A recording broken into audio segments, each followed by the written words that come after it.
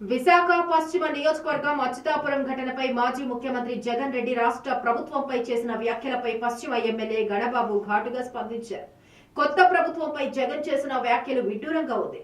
గత 5 సంవత్సరాలు జగన్ రెడ్డి తెరచాటు వెనుక తిరిగి ఇప్పుడు ప్రతిపక్ష హోదా రావడంతో బయటికి వస్తున్నాడు. ఎల్జీ ఫార్మర్స్ బాధితులకు న్యాయం చేయకపోగా తిరిగి వారిపై వైసీపీ ప్రభుత్వం కేసులు పెట్టింది. గత 5 ఏళ్లలో మీడియా ముందుకు ఎప్పుడైనా జగన్ రెడ్డి వచ్చారా? ఇప్పుడు రాష్ట్ర ప్రజలపై ముసల కన్నీరు కారుస్తున్నారు. అడ్రస్ చేశారా? ఒక ఇండస్ట్రీ మూతపడిన తర్వాత ఇన్ని అంశాలు అక్కడ ఉంటే ఇంకా నష్టపరిహారం విషయంలో కూడా అనేక ఆరోపణలు ఉన్నాయి. కేవలం పార్షియల్గా ఇచ్చినటువంటి ఉన్నాయి. ఇంకా